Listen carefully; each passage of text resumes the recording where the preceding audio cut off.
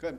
Hi, my name is Kai Holland. I'm here with Dr. Philip Liu. We're at APU, and tonight we're having another in a series of lectures sponsored by the Hickel Scholarship Fund that has brought to us experts from literally around the world to talk about different facets of entrepreneurship. Dr. Liu is here tonight. He's a successful entrepreneur with a couple businesses that he's developed over the years. Currently, he's a CEO at AKSourceLink, a company that specializes in software integrity testing and consulting. And we're looking forward to learning and hearing from him more about what happens beyond entrepreneurship. So welcome, Dr. Liu. We're looking forward to your talk tonight. Thank you very much. I'd like to start off with this slide here. You're probably wondering what it means. And I'll just start off by telling a little story. I was in my house the other day, and I have a cat, and the cat was looking behind the door, and he saw this mouse in the wall, and there was a hole in the wall, and every time the mouse would come out, the cat would go like this, right? And the mouse would run back into his hole in the wall, and the mouse was really hungry. And after a few hours, the mouse would keep coming out, and the cat would be right there. And then the cat got smart. He said, "Okay, well," he said, instead of he just went row, row, row, row, row, row, and he barked, right?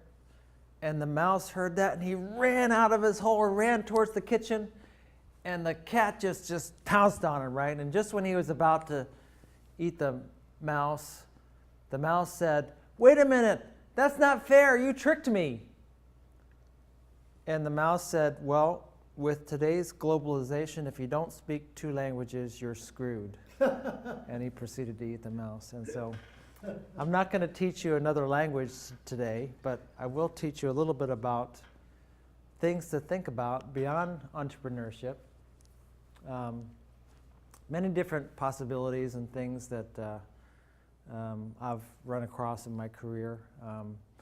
We were just talking to Nika earlier about her interest in entrepreneurship, and I think a lot of people think about, I have this thing, grow or die, right? That you have to keep growing and making lots of money, and sometimes entrepreneurship, that's not what it's about for a particular person, and it depends on your goals. Some people just want to have a job, right? They want to work for themselves, and that's a lot in itself as part of being an entrepreneur. So it's not just about making lots of money, but having fun, right? And some people miss that, I think.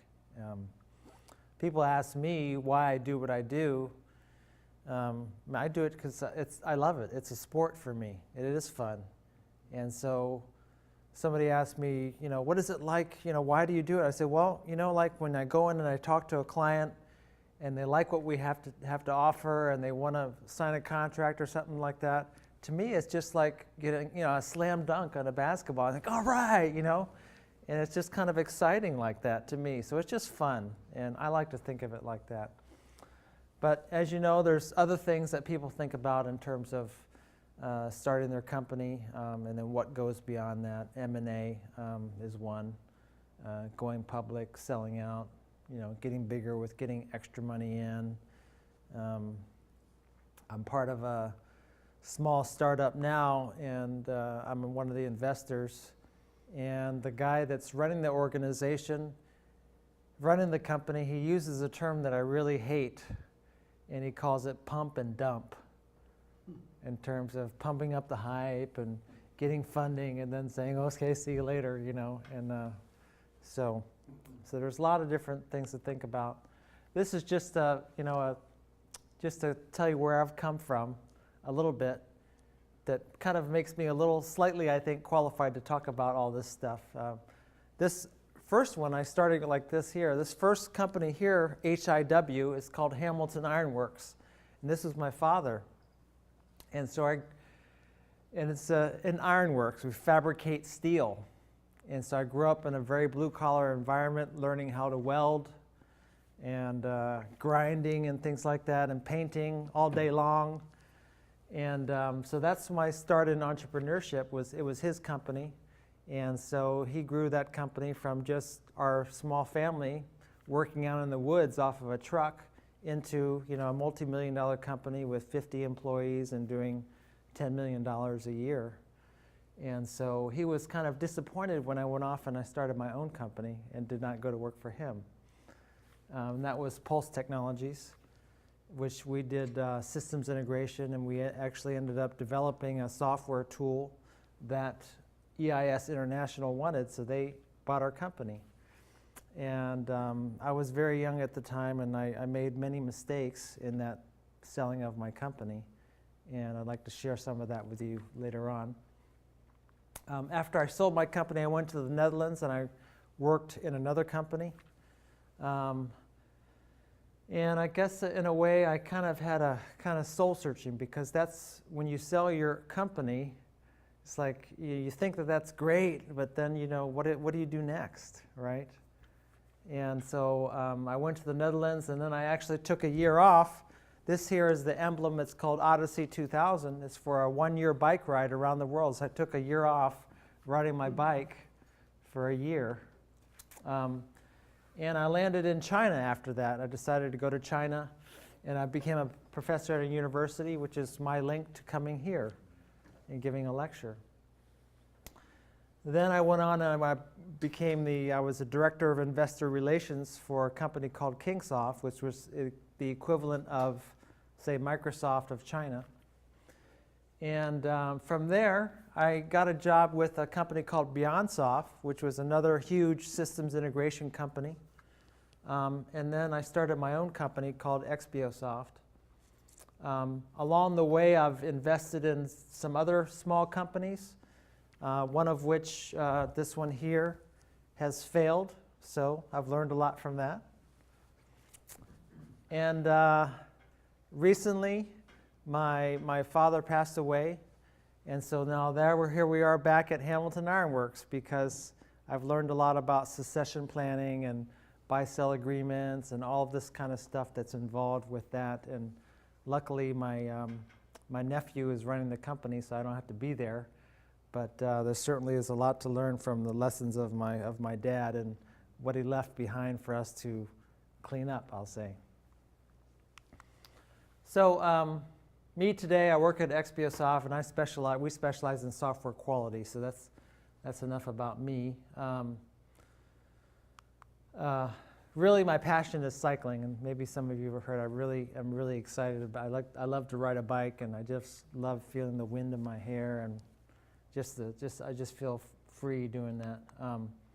This is my birth certificate. In case you want to know where the birth certificate is, there it is. And I was born in Washington, D.C.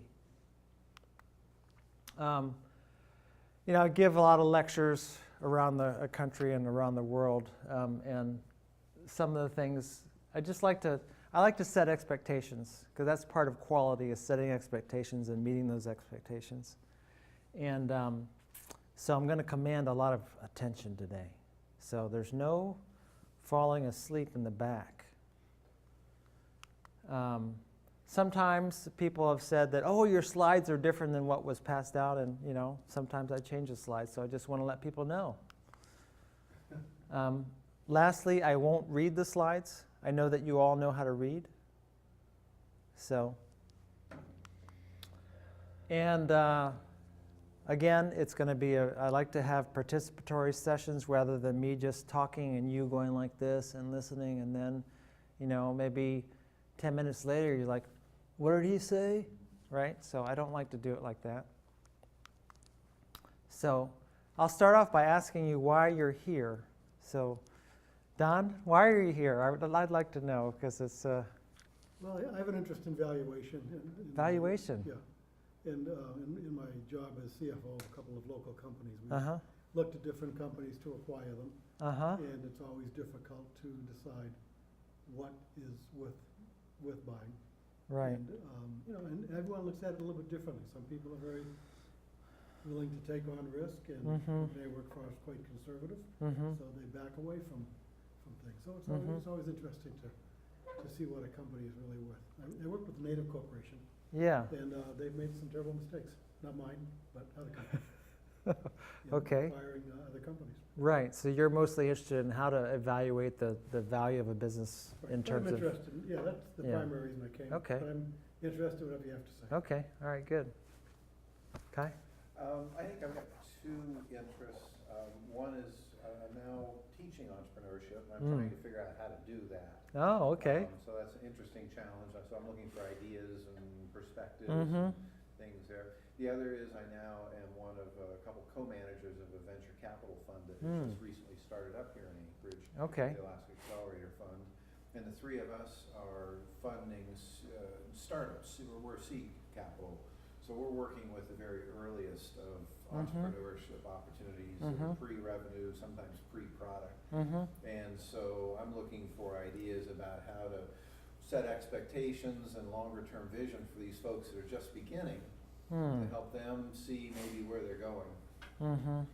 Okay, all right. Nika? Yes, I'm here because I'm an incoming new class person for fall 2014 for the MBA program, and I'm very interested in entrepreneurship because I have some ideas of life goals of mine that I think would be neat and good to contribute if possible.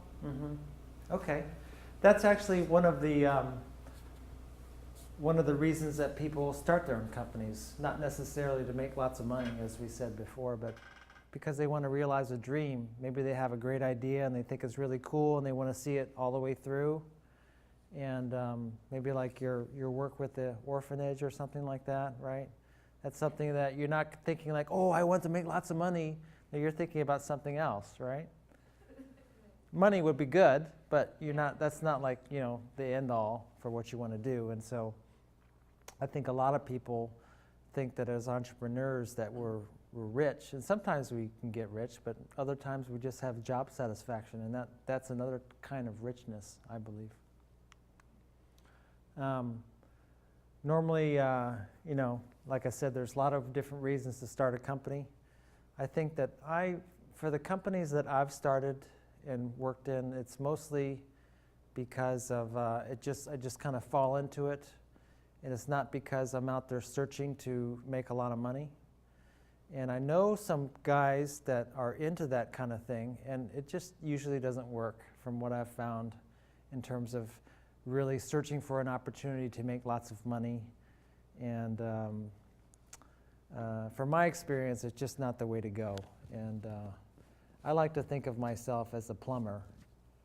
I'm happy to run my business and keep adding trucks as I go, but I'm not necessarily going to have what they call make a 50 bagger or a 100 bagger, right? I'm just going to keep growing my business, providing a service, providing something that's valuable to people, just like you would do for your orphanage, and just build a business that has value.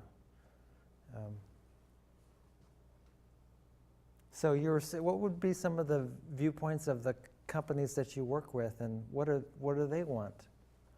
Or do they just want to, I actually work for a fairly small company. I'm looking Yeah. to acquire another company, and I don't want to get into too many details. Yeah, of course.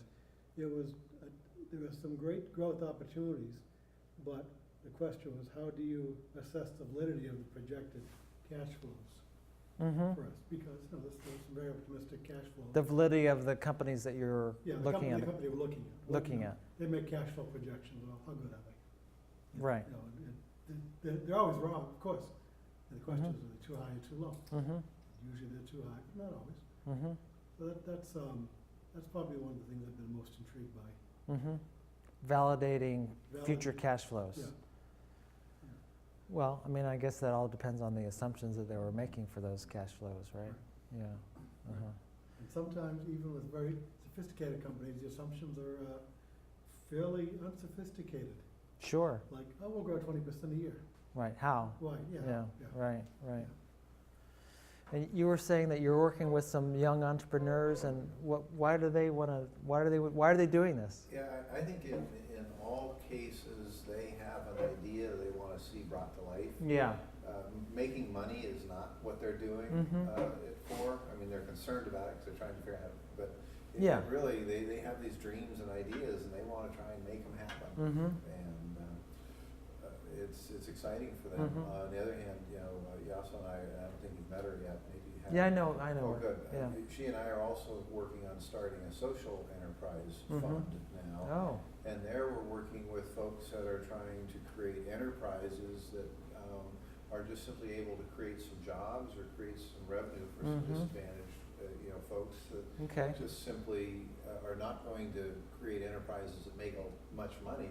right, Hopefully just enough to pay the rent and pay the Mhm. light, but Mhm. more importantly, to provide people some opportunities for job skill Right. development, to be able to make some things of value to somebody, right, and become contributing in some way to the community. Uh-huh. So if some people have an idea they want to turn into a business and see that idea realized, and Uh-huh. some people are trying to create a social enterprise. Right, Both, right. both facets right now. Yeah, I think if you have a small company, you start a company and you're passionate about it, then you're gonna make money. Mhm. If you love it, right, you're gonna make money. So, you had mentioned that, let's see, you're talking about the cash flows. Mhm. And one of the things that I've found in working with companies and evaluating the cash flows, and evaluating the value of those cash flows, and what you would want to pay for that, right? Is that I think a lot of times what you would want to pay for that is less than what it's worth to the people that are operating the business. Right. Okay. And so, I wonder how you kind of get around that. Well, if you're dealing on a small scale with small people, you Yeah. really have to get into the mind of the person you're Yeah. dealing with and see Uh-huh. what does he or she really Mm-hmm. want Mm-hmm. and why. Mm-hmm. And what can I give them to satisfy some of Right. their wants? If they just want money and to get out, which some people do, Yeah. then in some ways it's simpler. But people have a lot more complicated rationales than just money. Right. They want to be involved, they want to see the business do well, they want to keep their reputation. Mm-hmm.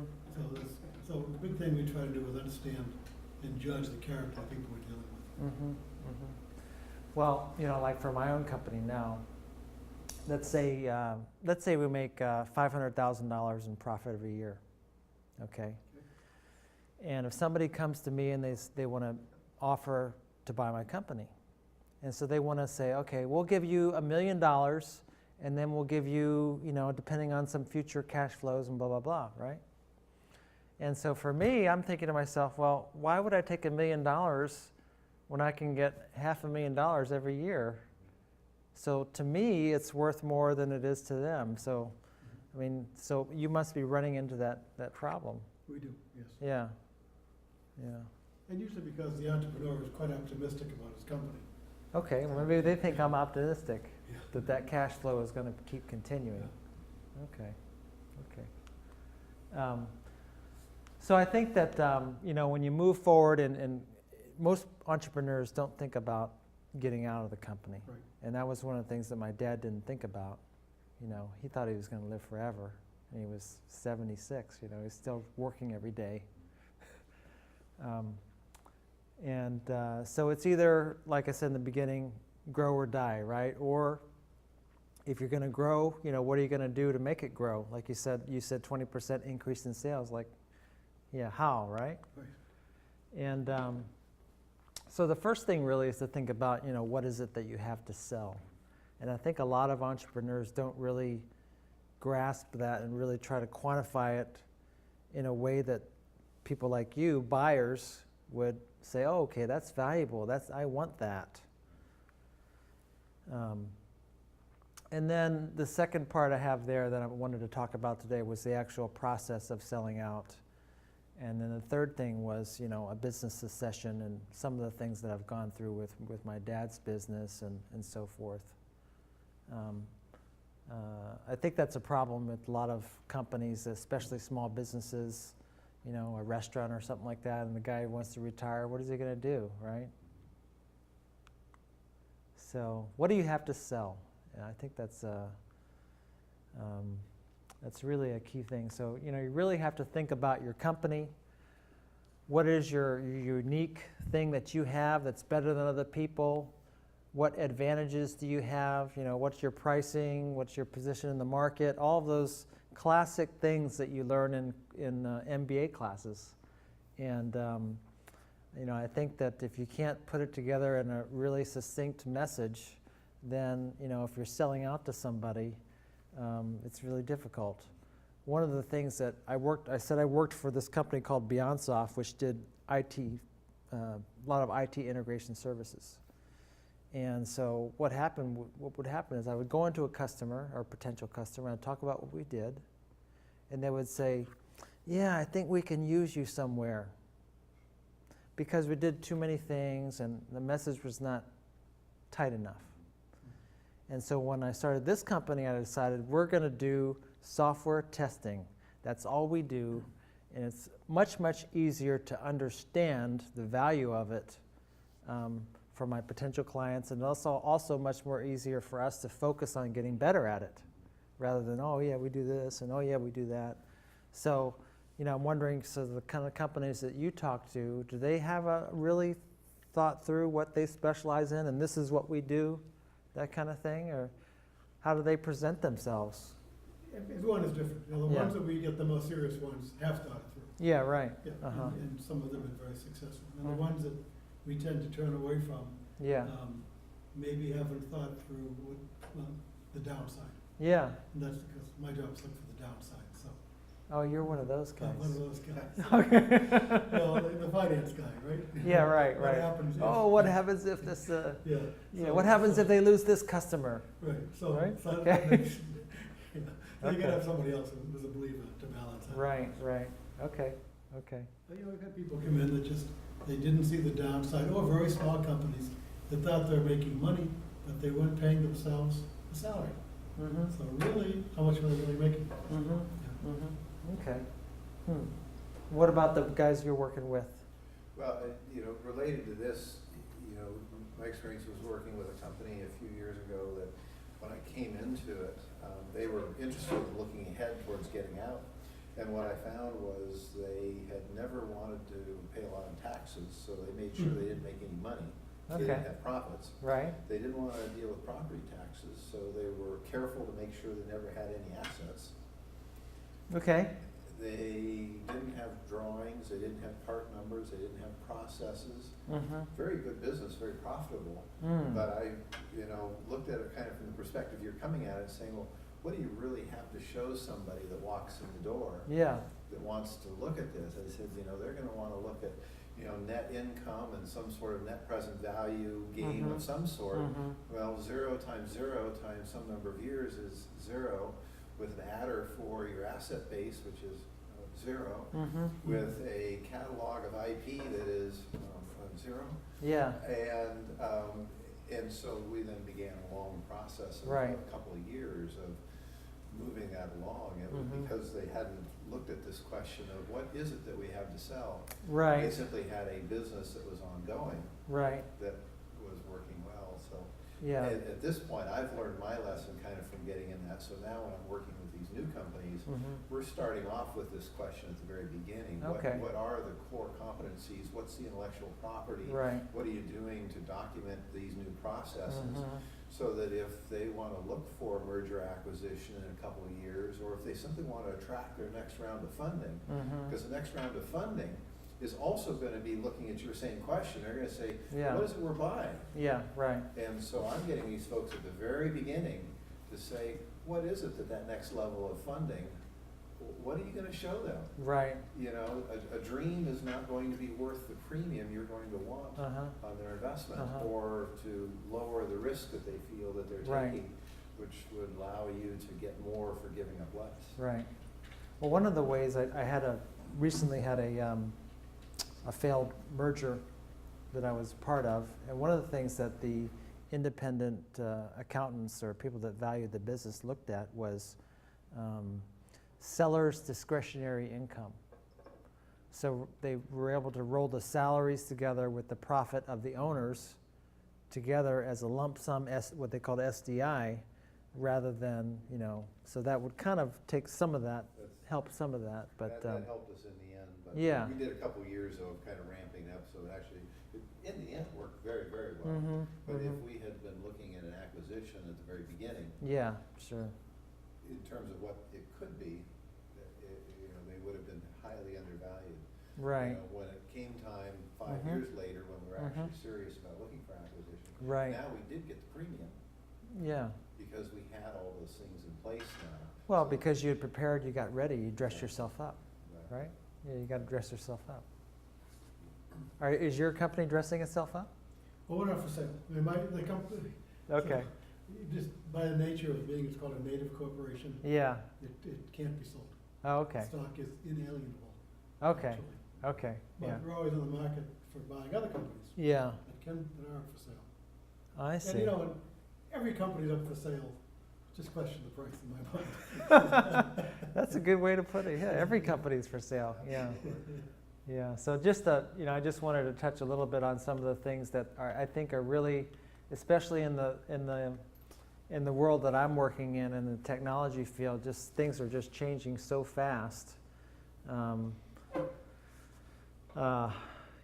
In software, there's just the barrier is just not there anymore for developing new software. It's just amazing. The days of new companies that come up and be like Oracle are over. Really?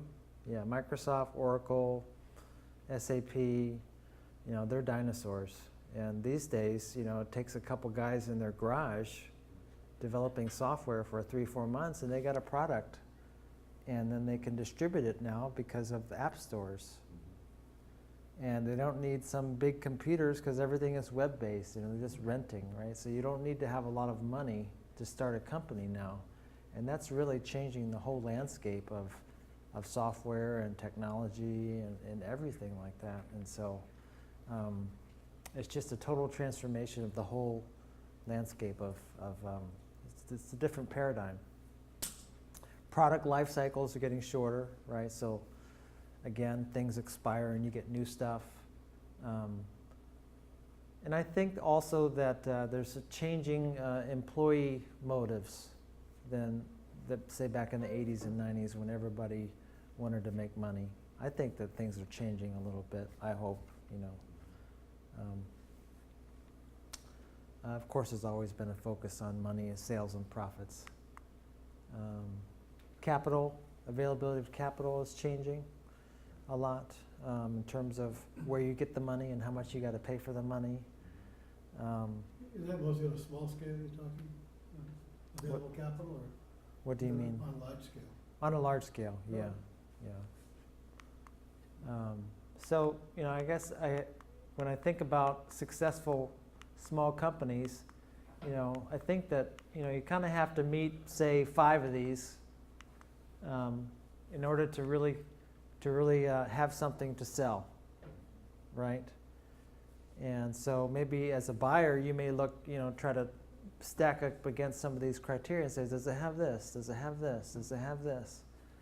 And maybe it's, half of these or 2/3 of these, and then you go for it, you consider them, and if it's not, then you don't consider it. Or if you're on the other side where you're trying to dress yourself up or be something that's worth something or have a sustainable business, then you just try to have more than half of these. Yeah. Yeah. But this is mostly like the IT field? No, this is just for any company, really. Any company. This matches the industrial product. This matches anything. You got to have, well, maybe the quick market dominance, that's for startup companies, but for any ongoing company, you got to have, I would say, at least half of these things to be sustainable.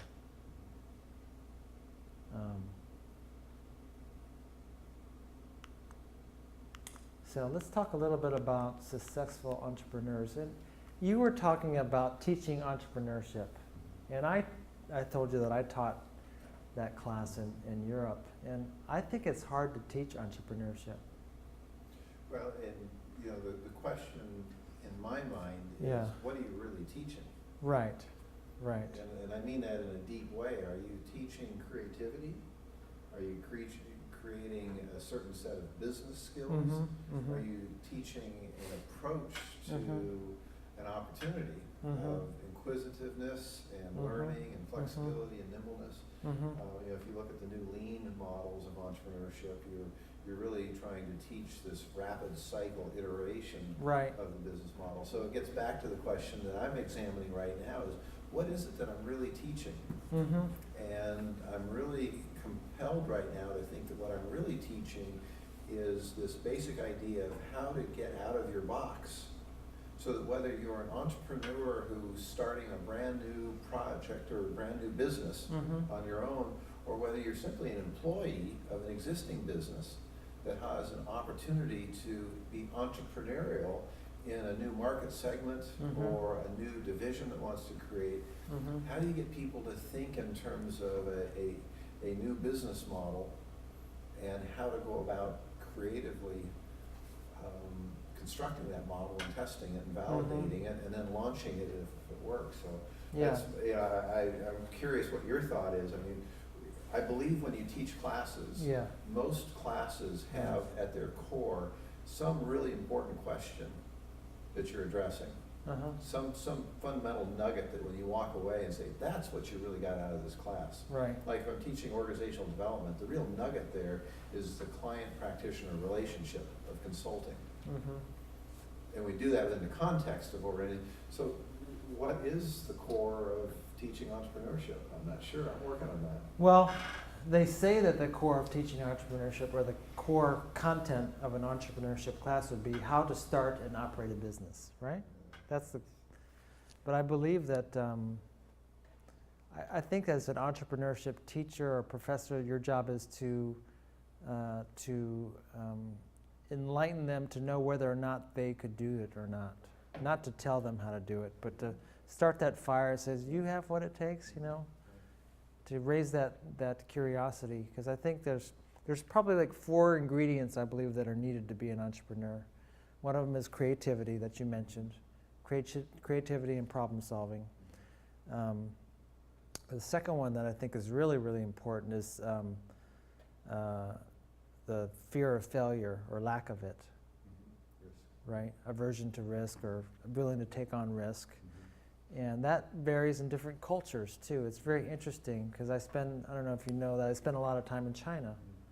And people there are very, very averse to risk and looking bad or failing, right? Those kind of things. So you have, and the curiosity is another one. I wonder if I did it this way. I wonder if I did it this way. I wonder if this way is better. If you don't have that, then you're not an entrepreneur. So those kind of personal characteristics, how do you teach that, right? Yeah, right. It's difficult. You can teach them how to walk, right? But you can't really teach them how to be creative, how to want to walk, how to be curious about different things. It's a good question. And so I think most entrepreneurship classes kind of dance around that, but they don't really get to it. What I'm finding is the classic approach is to teach somebody how to write a business plan. Yeah. And what I'm finding is that itself is a path towards failure. Because if the path is I'm going to create this 50-page juggernaut of a business plan, I have pretty much set my course towards failure. Yeah. Because, as one of these guys is famous for saying, there's no business plan that has ever survived first contact with a customer. Right. So if you go down that path, it's not the right approach. It's not the core of what makes a good entrepreneur, being able to write a business plan. Right. Because some of the best ones I'm working with right now wouldn't be able to write a business plan if they had to save themselves. Yeah. But they're an entrepreneur. Yeah. And they are good. Yeah, right. But they have to go out and find the other people who some of them might be able to write a business plan as needed, but business plans is not what it's about. Yeah. That's what is classically taught. Yeah. Here's a funny story. When I first started this company, I quit my current company. I started this company, and originally I was going to have a business partner, and he wanted to stay with his current job and be part of this company that I was starting, and we were going to be 50-50 partners. And finally I said to him, something doesn't seem right. I said, you're working over there, you want to have 50% of this company, and you want to take this big salary over there working for this other company. I said, he said, if you want me to join the company and be full-time, then I think I should get more than 50%. That's what he said. I said, really? I said, why? Because he said, because of, what he had, his value. And I said, okay, okay, well, I guess you're out. And that's it. And I just walked away and just went forward, but he had the, wasn't really to take on the risk of not having that big salary and jumping off into nothing, basically. And that's what entrepreneurs have to do, have to be willing to jump off into nothing, which there's not many people willing to do that. Let's see, types of startups. I think one of the things I'd like to talk about is the lifestyle startup. People that want to start a Baskin Robbins, have a franchise at a Baskin Robbins, and it's really just about working for yourself. Because you're not gonna, unless you have many Baskin Robbins, maybe that's your dream, but just working at a Baskin Robbins or something like that, it's not about the money, but it's about having the control, working for yourself. Because I'll tell you, when I sold my company and I went to work for that company in the Netherlands, it was a totally different feeling. I felt like I had to go to work every day at 9 o'clock or whatever, be there at a certain time. And it wasn't because I loved to do it and I wanted to be there. And so I think if it's your own company, whether you make $10 an hour or $100 an hour, there's a different feeling. There's just some stuff, I said I wasn't going to read the slides and I won't. So I think that any entrepreneur really needs to think about what they're doing, why they're doing the business, and I think most of it has to go back to they really love it. I think that you would really love what you do if you got your orphanage started, and that you would be really excited about it, and you'd work day and night because you loved it, right? Well, I think I would love it, and I think the kids would love it, but I do think I love sleep. You love sleep? Yes, so I would get sleep, but I'd organize it so I could take care of myself and last as long as possible. Okay. Let's see, taking it beyond a one-man show. That's another issue with entrepreneurs have, is that sometimes you could take it to a 10-man company, but you don't have what it takes to take it to 50 men or 100 or 1,000. And it requires totally different skills. And it's important for a person or entrepreneur to be able to recognize that and say, I'm just keep hitting my head against the wall. What am I going to do? And say, I got to do something different. And that's to be able to recognize that in yourself is a big thing. It's good to you have to analyze yourself, think about what you're missing, what kind of people you need.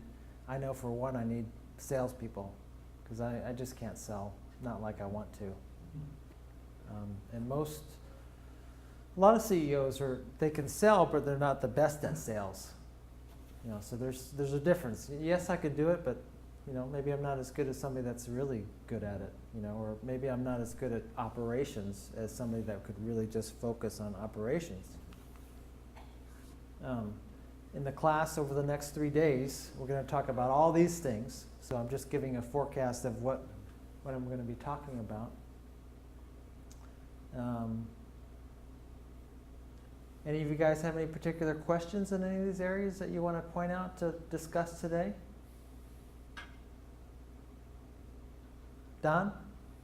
I've always been intrigued by VC money. Oh, okay. It's a world that I read about, but it's pretty alien to my own experience. I mean, those guys, I wouldn't say they're vulture. I mean, VC stands for vulture, but I resemble that. yeah, I know because I've known some very fine people, not just involved in that. But they seem to have a different look at companies when they're getting ready to acquire something. Why do you say that? They have to have control, some kind of control. It looks like almost invariably. Mm-hmm. And they have to have, they usually require, at least in my limited experience, some showing in terms of profitability or cash flow, or else. Mm-hmm. There's a poison pill Right. that pops in. Right. And it's what makes them, why are they so successful? What's their failure rate? Why do you think that they're successful? I think they do a lot of, well, I'm an analyst, so I think they analyze things very carefully. Right. And they see a lot of different companies, so they know what to compare Right. to. And I expect that any VC are going to have successes and failures. Yeah, right. And they've tried to insulate themselves from failures in different ways, right? Yeah, they do. right. And that's intriguing to me. Which part, the insulating from failures? The whole thing. The whole thing? Yeah, it's just, it's not the normal mom and pop business operation, or the normal business acquisition like we do here in Anchorage. Oh, yeah. It strikes me as a very different world. Well, firstly, they're on a usually on a much different scale in terms of amount of money. Yeah, And the reason that is because a $5 million deal or a $1 million deal or a $100 million deal, the amount of work for them is the same in terms of the paperwork and the due diligence and stuff like that. Or I wouldn't say the same, but it's certainly not linear. There's a big curve in terms of a lot of work to do even for a $1 million company. So they're not going to mess around with a $1 million company.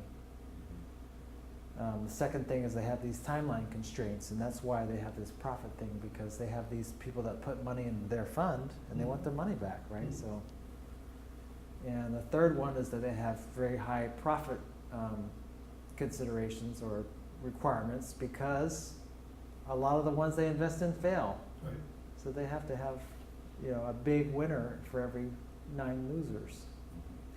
Yeah, so one of our customers just got invested in by a big company, a big VC company, and so they're going through that whole process, and they put in all this new management and everything like that, and it's very interesting to see that happen. Yeah, I mean, we could talk forever about VC money. Yeah. Thanks, that's helpful himself. Yeah, okay. Anything that you wanted to talk about on this list? Any questions? Well, the piece of it that comes to mind, and it's, I guess, a little related to VC, but it's an issue I'm struggling with right now, is the balance between, on one hand, wanting to take some of these entrepreneurs and really support them and help them grow their business, but on the other hand, as a venture capital fund, we're coming in and wanting a lot of control, and we're also wanting to exercise some of our judgment and priorities on what the business should do. And to me, it's a real juggling act between, on one hand, saying, that's your business, what do you want to do? And on the other hand, since we've got investors we have to protect and a business model we need to help guide and shepherd along, at some point we come in and say, you got to do this. Right. You have to tell them what to do. And so on one hand, we're trying to give and coach and mentor and give some capability and capacity to these entrepreneurs. On the other hand, we're coming in and trying to protect ourselves. And to me, it's just it's new for me, and it's just a very difficult terrain to navigate. And I say that in part because I've got some friends before that lost their business through venture capital investments, because through subsequent rounds of venture capital investment and dilution of their stocks and eventually marginalization of their position on the board, they quickly lost the whole business without intending for that to happen, but that was the net result. But as the VC money came in, they were able to get cash out a little bit, right? They never did. I mean, by the time they got done, at some point they lost their majority control through dilution on the board, and their stocks were subordinated under other stocks that came in. Geez. And so they ended up holding lots of worthless stock. Yeah, And it's terrible. it was so with that kind of background and coaching that I had from years ago, I now come into these things trying to say, what morals and ethics are we going to operate under? Yeah. So that as we come in looking as a seed capital fund, we're trying to help these guys get off to a successful start and helping them get on a trajectory towards success.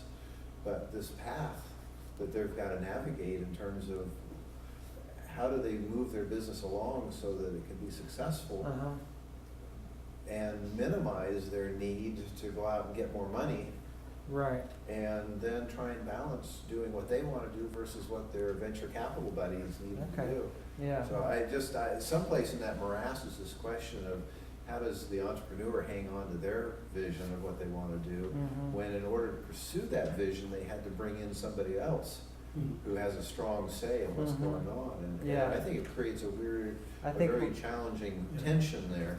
I think what you said happened in your experience probably happens a lot in terms of entrepreneurs losing their control and losing the vision and investors and outsiders taking over.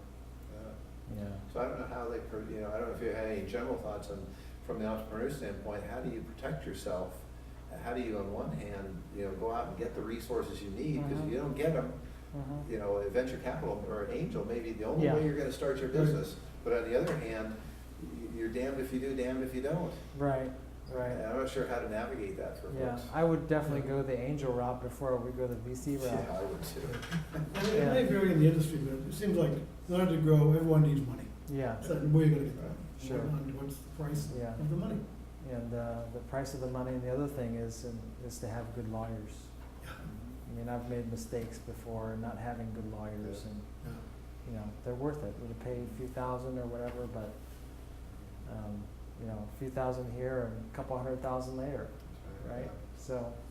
To me, an interesting characteristic right now with this venture capital work we're doing right now is we have on one hand a person who's the entrepreneur trying to build, but the actual money that's coming through venture capital, that came from another person.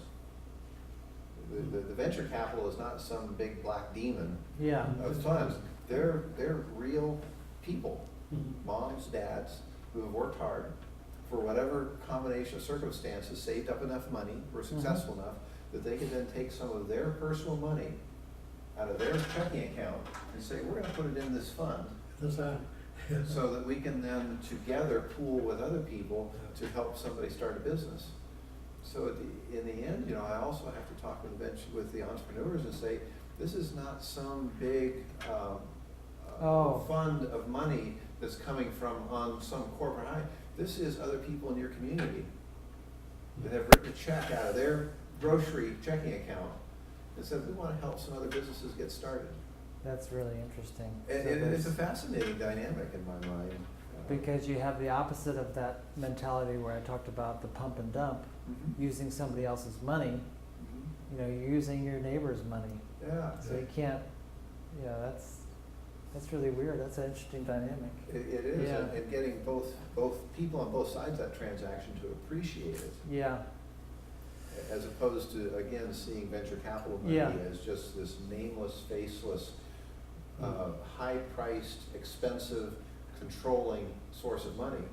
Which it can be. Which it can be, and to a certain degree it is, in one sense, but the other sense is to make sure that an entrepreneur realizes that there's a real person who's got kids that go to school, and that person, spends their money, some of it to buy tennis shoes for their kids to go to soccer practice, and some of it they just happen to have an investment portfolio that allows them to put a little money over to the side as a form of their diversification of investments that turns out to be they put some money into a hedge fund or venture capital fund or something. So, they want a reasonable return on their investment. And the paradox is that the entrepreneur is then losing some of what makes him an entrepreneur, which is freedom and ability to do your own thing. That's right. Now he's got responsibilities again. That's right. Wow, that's a big one. I think though that whenever you go out to dinner and you're with a group of people and everybody decides to split the check, get one check, the big check for everybody is usually bigger than if you did individual checks summed up together. And so that's just a human behavior. And so that means that those little funds from the mom and pop and neighbors really have to have good controls on whether or not people order drinks and dessert and appetizers. Right? That's the way it is, when I sold out my company my first company, and I told you I made those mistakes, there's 4 parts of a sellout. One of them is you always have an employment contract. And I thought that I wanted to work for this company for a long time. I thought, I was young and naive, and the CEO was a fast-speaking Italian guy, and he was really, suave, and I thought I was going to learn a lot from him. And so I signed a 3-year employment agreement. It had a nice salary. I thought, okay, I'm set. But then again, when I woke up in the morning, I felt like I had to go to work. It was an awful feeling. Then there's always stock, right? And so I ended up getting stock in this company, which was a public company. But this was right before all the Enron stuff happened. And so there ended up being ghosts in the closet where they had to restate earnings, and the stock ended up being 1/4 of what it was valued at when I sold my company. And so I learned then that, cash is king, show me the money. That's what Jerry Maguire said, and I remember that like you wouldn't believe. And so, and then there's cash up front, stock, and then there's always a payout or earn out. And what a lot of entrepreneurs don't realize is they have very little control over that after they give up the business. And so I never got any of that at the end. I don't know if anybody ever gets it. So, I ended up working for a company I didn't like. I got stock that was worth nothing almost, took not enough cash, and didn't get any earn out. So I really made a lot of mistakes. But anyways, that's just the way the ball bounces. And I got a lot of stock which was subject to Rule 144, which has limits on it. You cannot just sell it casually. So, if you ever have an entrepreneur that you're working with, or you sell out your stock to a public company, you get 144 stock. It has limitations on it, so be careful. That's all I have to say about that. Exit strategy, succession planning. I'll talk a little bit about my experience now with my dad's company, and I think we've kind of transferred the business over to my nephew, but there's an issue now of who owns the company, because he didn't inherit any of the stock from the company. It's me and my sister. He's working at the company, so now we have this issue of how to pass it on to him, and he's a key man. So we have to have key man insurance and all these things, and buy-sell agreements, and they don't go equally in both ways.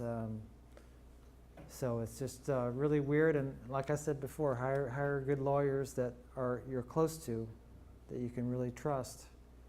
It's really important. So I think we're getting on towards the end now. What time is it? 7 o'clock? 7 o'clock. Yeah. We have 2 versus 7. Right.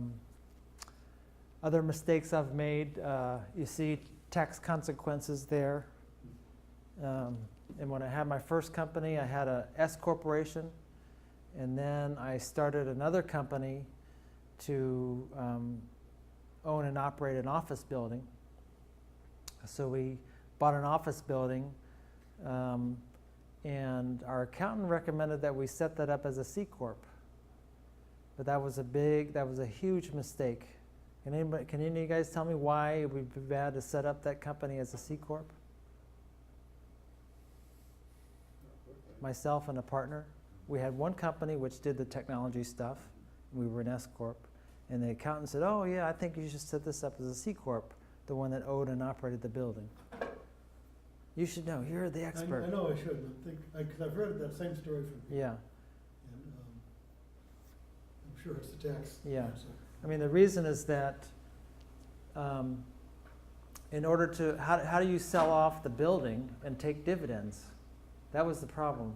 And so for me to get out of that company, because me and my partner had issues later on, I had to sell my shares of the company to him, right? And so there are big tax consequences for me to do that in terms of the double dividend and stuff like that. And so that's another mistake I made.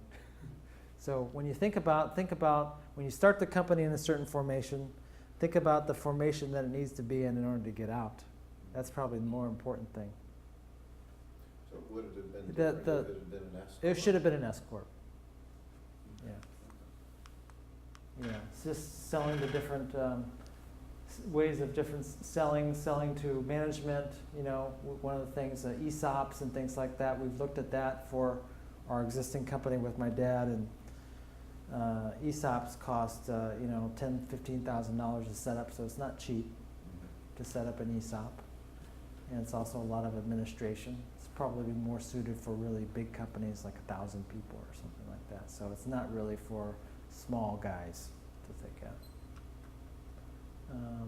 Here's a question for you guys. Do you know anybody that has had a small family business and has successfully turned it over to a family member or something like that? I know people that have not been able to do that. Okay, well that's good. So what kind of hiccups did they have? The next generation wasn't interested in working hard to run the business. They didn't have the feel for the business. Yeah. Was the biggest one I've seen.